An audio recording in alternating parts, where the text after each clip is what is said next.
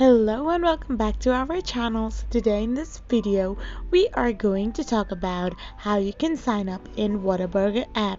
So without wasting much of our time, let's dive into the video.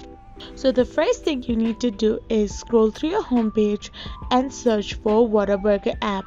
Once you find it, you need to tap it open, and in matter of seconds you will be redirected to this kind of page where you need to click on create account. So here you can get several options to create an account, or you can simply create an account by typing in your first name, last name, your phone number, your zip code, your email, and create a password for your account. Once you create your password, you can confirm your password and simply press on create account. So this is how you create accounts on Whataburger app.